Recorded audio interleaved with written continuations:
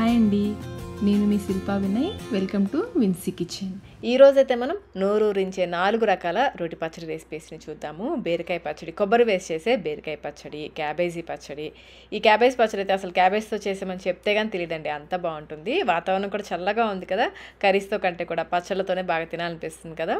ఇంకా సొరకాయ పచ్చడి, మధ్య మధ్యలో ఈ సొరకాయ ముక్కలు తగులుతూ రుచి అద్దరిపోతుంది.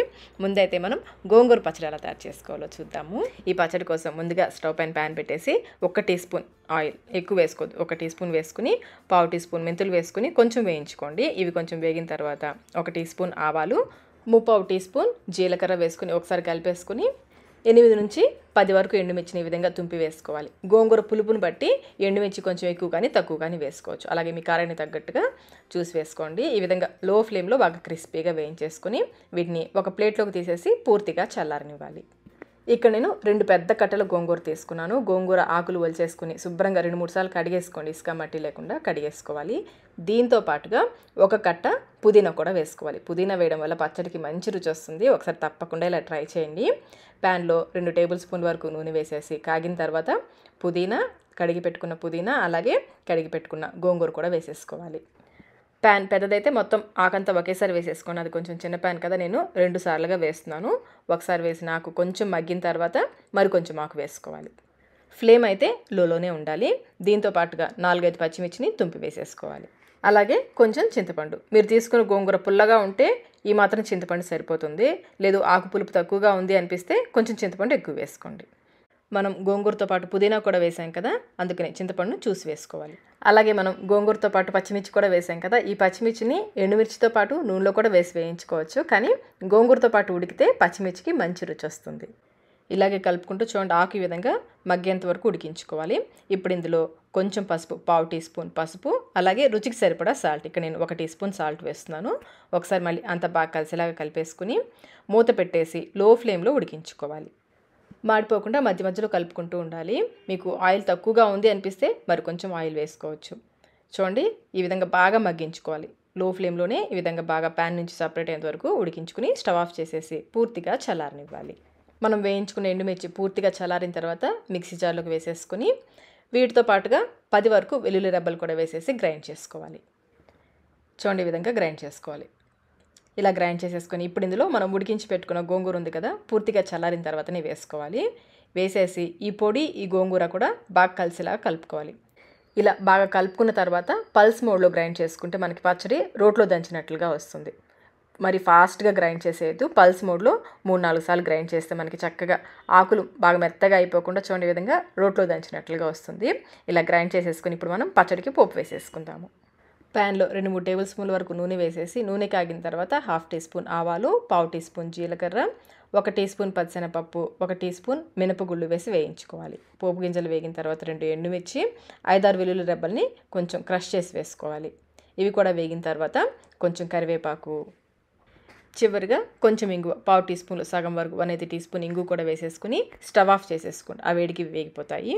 బాగా కలిపేసుకుని ఇప్పుడు ఇందులో మనం గ్రైండ్ చేసుకున్న గోంగూర పచ్చడి వేసేసుకోవాలి.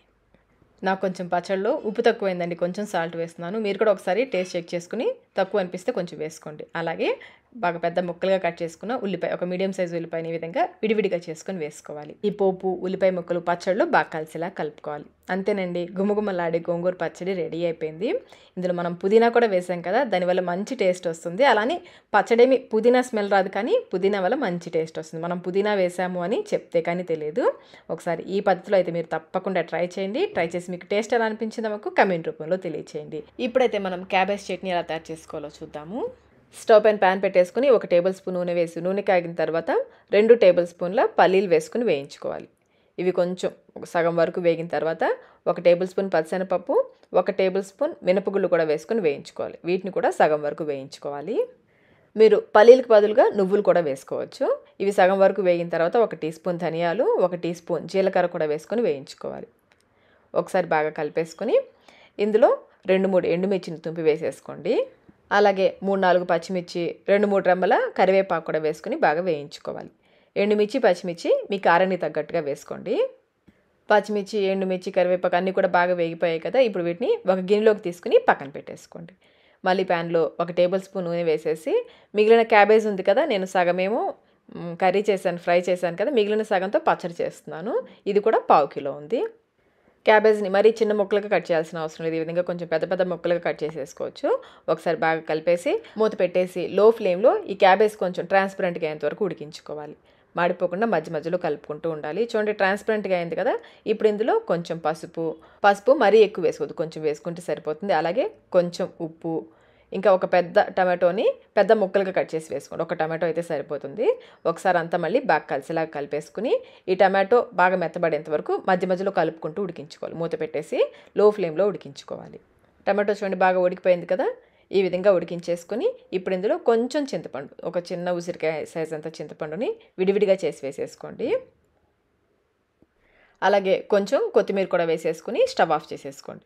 ఒకసారి అంతా బాగా కలిసేలా కలిపేసుకుని ఈ క్యాబేజీని పూర్తిగా చల్లారనివ్వాలి. చల్లారిన తర్వాత మనం పచ్చడి గ్రైండ్ చేసుకుందాము.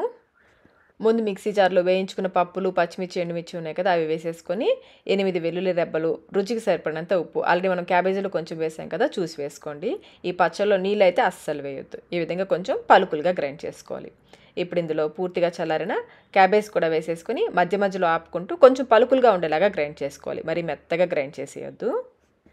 చూడండి ఈ విధంగా కొంచెం పలుకులుగా ఉండేలాగా గ్రైండ్ చేసుకోవాలి. పల్స్ మోడ్లో గ్రైండ్ చేసుకోండి. ఇప్పుడు ఈ పచ్చడికి మనం పోపు వేసుకుందాము. 1 లేదా 2 టేబుల్ స్పూన్లు నూనె వేసి, నూనె కాగిన తర్వాత 1 టీ స్పూన్ ఆవాలు, 1 టీ స్పూన్ జీలకర్ర వేసుకొని వేయించుకోవాలి. నేను నువ్వుల నూనె వాడుతున్నానండి, అందుకనే కొంచెం నొరుగులుగా వస్తుంది. ఇవి వేగిన తర్వాత 2 ఎండుమిర్చిని తుంపి వేసేసుకోండి. అలాగే ఒక 5 వరకు వెల్లుల్లి రెబ్బల్ని కచ్చాపచ్చగా దంచుకొని వేసుకోండి. ఇంకా కొంచెం ఇంగువ, 1/2 టీ స్పూన్లు సగం ఇంగువ వేసేసుకొని ఒకసారి బాగా కలిపేసుకోండి. చివరిగా కొంచెం కరివేపాకు కూడా వేసేసి స్టవ్ ఆఫ్ చేసేసుకోండి. ఆ వేడికి కరివేపాకు వేగిపోతుంది. ఇప్పుడు ఈ పోపుని మనం గ్రైండ్ చేసుకున్న పచ్చడిలోకి వేసేసుకోవాలి. నేను కొంచెం తక్కువ నూనెతో పోపు వేస్తున్నానండి. పచ్చడి తినేటప్పుడు నెయ్యి వేసుకుంటాము, అందుకని పోపులో కొంచెం తక్కువ నూనె వేసాను. మీరు కావాలంటే కొంచెం నూనె ఎక్కువ వేసుకొని కూడా పోపు వేసుకోవచ్చు. ఈ పోపు ఇందులో బాగా కలిసేలా కలుపుకోవాలి. అంతేనండి, క్యాబేజ్ పచ్చడి రెడీ అయిపోయింది. టేస్ట్ అయితే పచ్చడి చాలా చాలా బాగుంటుందండి. క్యాబేజ్ ఇష్టం లేని వాళ్ళు, కొంచెం ఆ ఫ్లేవర్ వస్తుందేమో అనుకున్న వాళ్ళు చక్కగా ఇలా పచ్చడి చేసుకొని తినేయచ్చు. చాలా రుచిగా ఉంటుంది. ఇప్పుడు మన నెక్స్ట్ రెసిపీ వచ్చేసి సొరకాయ పచ్చడి. ముందుగా స్టవ్ పైన ప్యాన్ పెట్టేసుకుని ఇందులో 2 టేబుల్ స్పూన్ల నువ్వులు వేసుకోవాలి. మీరు నువ్వులకు బదులుగా పల్లీలు కూడా వేసుకోవచ్చు. పల్లీలైనా కానీ ఒక 2 టేబుల్ స్పూన్లు వేసుకోవచ్చు. ఈ నువ్వులు చిటపడలాడేంత వరకు వేయించేసుకొని ఒక ప్లేట్లోకి తీసుకుని పక్కన పెట్టేసుకోండి. మళ్ళీ స్టవ్ పైన ప్యాన్ పెట్టేసుకుని 2 టేబుల్ స్పూన్ల నూనె వేసి, నూనె కాగిన తర్వాత 1 టీ స్పూన్ ధనియాలు, 1 టీ స్పూన్ జీలకర్ర వేసుకొని వేయించుకోవాలి. మీరు నువ్వులకు బదులుగా పల్లీలు వేసుకోవాలనుకుంటే నూనెలో ముందు పల్లీలు వేసి వేయించేసుకొని పక్కన పెట్టేసుకొని తర్వాత ధనియాలు, జీలకర్ర వేసుకొని వేయించేసుకోండి. ఇవి బాగా వేగిన తర్వాత ఇందులో 10 నుంచి 15 వరకు పచ్చిమిర్చి, మీ కారానికి తగ్గట్టుగా, ఈ పచ్చడికి కొంచెం కారంగా ఉంటేనే బాగుంటుంది. 10-15 వరకు పచ్చిమిర్చి వేసి వేయించేసుకోండి. పచ్చిమిర్చి అయితే బాగా తెల్లగా వేగాలి. చూడండి ఈ విధంగా తెల్లగా రావాలి. ఇలా వేగితేనే పచ్చడి బాగా రుచిగా ఉంటుంది. పచ్చిమిర్చి వేగిన తర్వాత ఇందులో సొరకాయ ముక్కలు వేసుకోవాలి. కొంచెం చిన్న ముక్కలుగా కట్ చేసి వేసుకోండి. మరీ పెద్దవి కాకుండా, అలానే మరీ చిన్నవి కాకుండా, సైజు చూడండి ఈ మాత్రం సైజు ఉండేలాగా సొరకాయ ముక్కలు కట్ చేసుకొని వేసుకోండి. నేనైతే 1/2 కిలో సొరకాయ తీసుకున్నాను. మరీ లేత సొరకాయ అయితే తొక్క తీయాల్సిన అవసరం కూడా లేదు. కొంచెం ముదిరినకాయ అయితే పైన తొక్క తీసేసుకొని గింజలు కూడా తీసేసుకోండి. ఈ ముక్కలన్నీ కూడా బాగా కలిసేలా కలిపేసుకుని మూత పెట్టేసి లో మీడియం ఫ్లేమ్లో ఉడికించుకోవాలి. మధ్య మధ్యలో అడుగు పట్టుకోకుండా మధ్య మధ్యలో కలుపుకుంటూ ఉండాలి. ఈ సొరకాయ ముక్కలు కొంచెం మెత్తబడేంత వరకు మధ్య మధ్యలో కలుపుకుంటూ ఉడికించుకోవాలి. మూత పెట్టేసి ఫ్లేమ్ అయితే ఎక్కువ పెట్టదు, కొంచెం తక్కువ ఫ్లేమ్లోనే ఉడికించుకోవాలి. మూత తీసినప్పుడు ఆవిరి నీళ్ళు వస్తాయి కదా, ఆ నీళ్ళు కూడా ఇందులో వేసేసుకుంటూ ఉడికించుకోండి. చక్కగా ఉడుకుతాయి. సొరకాయ ముక్కలు అయితే కొంచెం మెత్తబడ్డాయి చూడండి, ఈ విధంగా ఉడికించుకోవాలి. ఇలా ఉడికిన తర్వాత ఇందులో 2 మీడియం సైజ్ టమాటోల్ని చిన్న ముక్కలుగా కట్ చేసి వేసుకోవాలి. టమాటో వేసాక ఒకసారి బాగా కలిపేసుకుని మూత పెట్టేసి ఈ టమాటో పూర్తిగా మెత్తబడేంత వరకు మధ్య మధ్యలో కలుపుకుంటూ ఉడికించుకోవాలి. టమాటో చూడండి బాగా ఉడికిపోయింది కదా. ఇలా టమాటో బాగా ఉడికిన తర్వాత ఇందులో కొంచెం చింతపండు, ఒక ఉసిరికాయ సైజంత చింతపండు, కొంచెం కొత్తిమీర కడలతో సహా వేసేసుకోండి. అలాగే 1/2 టీ స్పూన్ పసుపు, రుచికి సరిపడినంత సాల్ట్. ఇక్కడ నేనైతే 1 టీ స్పూన్ సాల్ట్ వేస్తున్నాను. సాల్ట్ వేసాక మళ్ళీ ఇదంతా ఒకసారి బాగా కలిసిలా కలిపేసుకుని మూత పెట్టేసి ఇంకొక 2 నిమిషాల పాటు లో ఫ్లేమ్లోనే ఉడికించుకోండి. ఇవన్నీ వేసిన తర్వాత ఇంకొక 2 నిమిషాలు ఉడికించుకుంటే చింతపండు కూడా మెత్తబడుతుంది. 2 నిమిషాల పాటు ఉడికించేసుకుని స్టవ్ ఆఫ్ చేసేసి ఈ సొరకాయ ముక్కల్ని పూర్తిగా చల్లారనివ్వాలి. ఇవి చల్లారిన తర్వాత మనం పచ్చడి గ్రైండ్ చేసుకుందాము. అయితే ఈ సొరకాయ ముక్కలు అన్నిటినీ గ్రైండ్ చేయట్లేదండి, నేను ఇందులో నుంచి కొన్ని ముక్కలు తీసి పక్కన పెడుతున్నాను. ఒక చిన్న గిన్నెడు ముక్కలు, మరీ ఎక్కువ కాదు, ఒక చిన్న గిన్నెడు ముక్కలు అయితే పక్కన పెట్టేస్తున్నాను.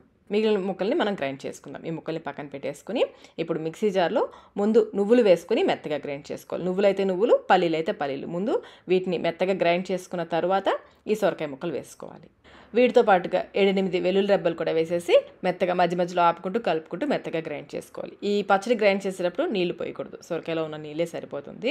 ఇప్పుడు మనం పచ్చడికి పోపు పెట్టేసుకుందాము. 2 టేబుల్ స్పూన్ల నూనె వేసేసి నూనె కాగిన తర్వాత కొన్ని ఆవాలు, జీలకర్ర, పచ్చెనపప్పు, మినపప్పు వేసి వేయించుకోవాలి.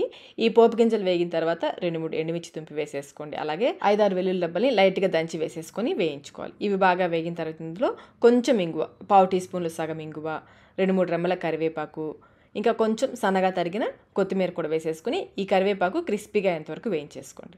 ఇవి వేగిన తర్వాత స్టవ్ ఆఫ్ చేసేసుకుని మనం గ్రైండ్ చేసుకున్న పచ్చడి ఇందులో వేసేసుకోవాలి. అలాగే పక్కకి తీసి పెట్టుకున్న సొరకాయ ముక్కలు ఉన్నాయి కదా, అవి కూడా ఇప్పుడు వేసేసుకుని ఈ పోపులో పచ్చడి అంతా కూడా బాగా కలిసిలా కలుపుకోవాలి. పచ్చడిలో ఈ సొరకాయ ముక్కలు అయితే అన్నం తినేటప్పుడు మధ్య మధ్యలో తగులుతుంటే భలే రుచిగా ఉంటాయండి. బాగా కలిపేసుకున్న తర్వాత ఒకసారి టేస్ట్ చెక్ చేసుకోండి. సాల్ట్ ఏమైనా తగ్గితే ఇప్పుడు వేసి కలుపుకోవచ్చు. ఈ పచ్చడి అన్నంలోకి బాగుంటుంది, దోశల్లోకి బాగుంటుంది, చపాతీలో కూడా చాలా చాలా బాగుంటుంది. చివరిగా బీరకాయ కొబ్బరి పచ్చడి ఎలా తయారు చేసుకోవాలో చూద్దాము. ప్యాన్లో 2 టీ స్పూన్ల నూనె వేసుకుని నూనె కాగిన తర్వాత 1 టీ స్పూన్ జీలకర్ర, 1/2 టీ స్పూన్ ధనియాలు వేసుకుని వేయించుకోవాలి. ఇవి కొంచెం వేగిన తర్వాత 6 పచ్చిమిర్చిని తుంపి వేసుకుని వేయించుకోవాలి. నేను కొంచెం ఎండుమిర్చి, కొంచెం పచ్చిమిర్చి వేస్తున్నాను. 4 ఎండుమిర్చి కూడా, కొంచెం పచ్చిమిర్చి వేగిన తర్వాత 4 ఎండుమిర్చి కూడా వేసుకుని వేయించుకోవాలి. మీరు కావాలంటే అచ్చంగా పచ్చిమిర్చి కానీ అచ్చంగా ఎండుమిర్చితో కానీ చేసుకోవచ్చు. ఇవి వేగిన తర్వాత ఒక గిన్నెలోకి తీసుకుని పక్కన పెట్టేసుకోండి. ఇప్పుడు మళ్ళీ ప్యాన్లో 2 టేబుల్ స్పూన్ల నూనె వేసుకుని నూనె కాగిన తర్వాత బీరకాయని పైన తొక్క లైట్గా తీసుకుని చిన్న ముక్కలు కట్ చేసి వేసుకోవాలి.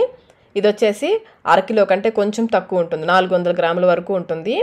ఈ బీరకాయ మెత్తబడేంత వరకు మధ్య మధ్యలో కలుపుకుంటూ ఉడికించుకోవాలి. ఇది కొంచెం మగ్గిన తర్వాత 1/2 టీ స్పూన్ పసుపు కూడా వేసేసి కలుపుకొని మూత పెట్టి ఇది మెత్తబడేంత వరకు ఉడికించుకోవాలి. బీరకాయ మెత్తగా ఉడికిన తర్వాత చిన్న గోలీ సైజ్ అంతా చింతపండు వేసుకోవాలి. చింతపండు ఎక్కువ పట్టదండి, చాలా కొంచెం వేసుకోండి. అలాగే కొంచెం కొత్తిమీర కూడా వేసుకొని కలుపుకొని మూత పెట్టేసి 1-2 నిమిషాల పాటు ఉడికించుకొని స్టవ్ ఆఫ్ చేసేసుకోండి. వేయించుకున్న ఎండుమిర్చి, పచ్చిమిర్చి, ధనియాలు పూర్తిగా చల్లారిన తర్వాత మిక్సీ జార్లో వేసుకోవాలి. అలాగే 1/2 కప్పు పచ్చి కొబ్బరి ముక్కలు కూడా వేసుకోండి. పచ్చి కొబ్బరి ముక్కలు వేస్తే చాలా బాగుంటుంది టేస్ట్. మీరు వద్దనుకుంటే స్కిప్ చేసేయచ్చు. రుచికి సరిపడినంత ఉప్పు, 10 వెల్లుల్లి రెబ్బలు వేసుకుని నీళ్లు పోయకుండా కచ్చాపచ్చాగా గ్రైండ్ చేసుకోవాలి. చూడండి, ఈ విధంగా కచ్చాపచ్చాగా గ్రైండ్ చేసుకుని ఇప్పుడు ఇందులో మనం వేయించి పెట్టుకున్న బీరకాయ ముక్కలు వేసేసుకోవాలి. ఇవి కూడా పూర్తిగా చల్లారిన తర్వాతనే మిక్సీ జార్లో వేసుకోవాలి. చూడండి, ఈ విధంగా కొంచెం గట్టిగా గ్రైండ్ చేసుకోవాలి. నీళ్ళు అస్సలు పోయొద్దు, బీరకాయలో ఉన్న తడి సరిపోతుంది.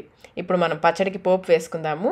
ప్యాన్లో 1 లేదా 2 టేబుల్ స్పూన్ల నూనె వేసుకుని నూనె కాగిన తర్వాత కొన్ని పోపు దినుసులు వేసుకోవాలి. కొంచెం ఆవాలు, జీలకర్ర, పచ్చెనపప్పు, మినపగుళ్ళు అన్నీ కొంచెం కొంచెం వేసుకుని వేయించుకోవాలి. ఈ పచ్చడికి పోపు కూడా అవసరం లేదండి, కొంచెం నెయ్యి వేసుకొని తింటే కూడా చాలా బాగుంటుంది. మీరు పోపు వద్దనుకుంటే స్కిప్ చేసేయచ్చు, కావాలంటే వేసుకోవచ్చు. ఇవి వేగిన తర్వాత ఎండుమిర్చి, 5 వెల్లుల్లి రెబ్బలు, కొంచెం కరివేపాకు కూడా వేసుకుని వేయించుకోవాలి. ఇది కూడా వేగిన తర్వాత మనం గ్రైండ్ చేసుకున్న కొబ్బరి బీరకాయ పేస్ట్ ఉంది కదా, అది వేసేసుకుని 1-2 నిమిషాల పాటు వేయించుకొని స్టవ్ ఆఫ్ చేసేసుకోవడమే. బీరకాయ కొబ్బరి రోటి పచ్చడి కూడా రెడీ అయిపోయింది. చూసారు కదా, 4 రకాల రోటి పచ్చళ్ళు. వేడి అన్నంలోకి ఈ పచ్చళ్ళు చాలా అంటే చాలా బాగుంటాయండి. ఒకసారి తప్పకుండా ట్రై చేయండి. ట్రై చేసి మీకు టేస్ట్ ఎలా అనిపించిందో మాకు కమెంట్ రూపంలో తెలియచేయండి. ఈ వీడియో మీకు నచ్చినట్లయితే లైక్ చేయండి, మీ ఫ్రెండ్స్కి, ఫ్యామిలీ మెంబర్స్కి షేర్ చేయండి. Thank you.